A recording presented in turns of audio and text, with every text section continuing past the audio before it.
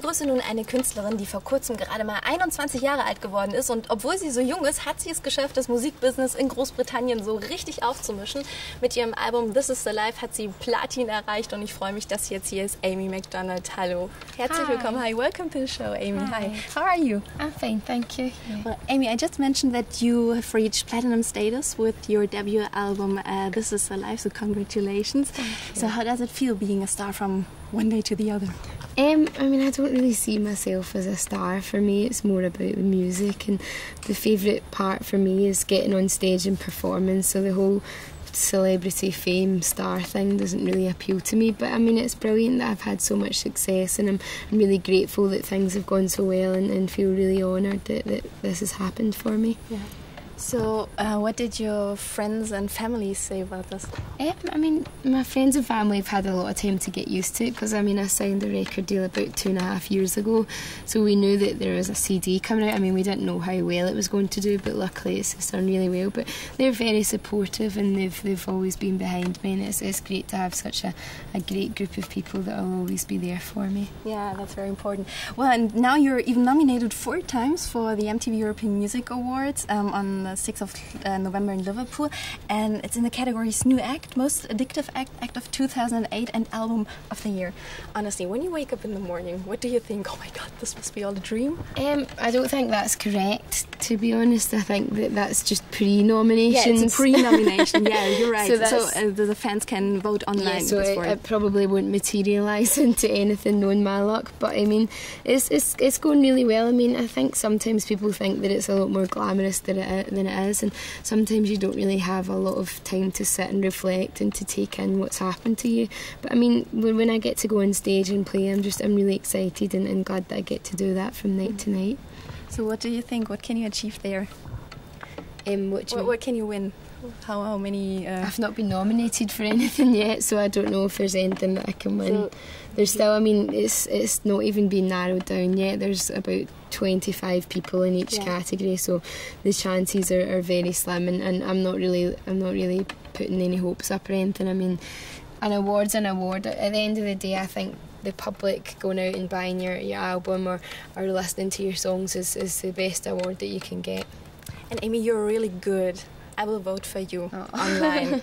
So Duffy and Gabrielle DeChilmi are nominated with you as Best New Act as well, and they are also here at the festival. So how do you girls get along with each other? Is there a little bit of competition? I haven't met any of them, unfortunately. You don't know them personally? I don't know them at all. No, I've never met them. Okay. You come from Glasgow, Scotland, and yeah, I must admit that sometimes it's a little bit hard for me to understand English with this lovely Scottish accent. But undoubtedly, you are one of the most famous Scottish citizens, so I think people in your country, especially in Glasgow, must be very proud of you. I think the whole Scottish mentality is that whenever somebody from Scotland is released out into the world, then the rest of the country kind of gets behind them a lot, and it's been like that for loads of artists that have come before me. I mean, Paolo Nutini and Katie Tunstall, the whole country kind of gets behind them and is always there cheering them on, and that's kind of happened with me as well, and it's just really nice that people back home champion you and always cheer you on. And I think you're also very proud of Scotland because in your shows you perform Caledonia, that's a folk song about your country. So what is in your eyes the most specific thing about Scotland and Scottish people? I think we're just really generous and very happy in general. I think that I've heard a lot of people that have visited Glasgow and commented on how friendly people are and how eager to help, and I think that's definitely a Scottish trait. Do you know anything about Germans? Have you got a little time for, I don't know, doing some sightseeing? Or? I've never had, I mean, I've probably been to Germany about 6 times now, and I've never had time to see anything. That's just the way that it works, unfortunately, and that's a part of it that I don't really like, that you can visit these places but never have a chance to see anything, which is a shame. Oh, so you should come back when you have vacation or something like that. I never get a vacation. But back to music, what was the reason for you to begin playing and singing when you were a teenager? The Scottish band Travis. I bought their album The Man Who, and I saw them perform at the Tea in the Park Festival in Scotland, and after that I just wanted to play the guitar, and I taught myself to play after that, and that's it really. Yeah. And I think, was it a concert with Pete Doherty or something like that? That's kind of been brought into it a lot more than it's actually that. It's not really that relevant at all. But I mean, I went to a gig that Pete Doherty was playing, and it was mainly about the night and spending time with my friends. But after that day, I was inspired to write the song "This Is the Life." Okay, but you wrote a song "Poison Prince," which is about Pete Doherty. Have you ever heard, I don't know, feedback from him or his management? No, unfortunately not. No. But you would like to hear something? No, I'm not interested in that, to be honest. It's a song that I wrote, and that's it. I don't really care what anybody else thinks. Okay. Your song's mostly about normal things, such like a daily life, playing in a band, having friends. And is this maybe one of the secret of your success, that you have these ordinary topics? I think definitely, yeah. I think that when you sing songs that people anywhere in the world can relate to and can understand what you're singing about, then it would be much easier. I think that that's one of the reasons things have went so well, because people can listen to my songs and actually think, gosh, that's happened to me, or it could happen to somebody they know, and I think that's why people have taken to it so well.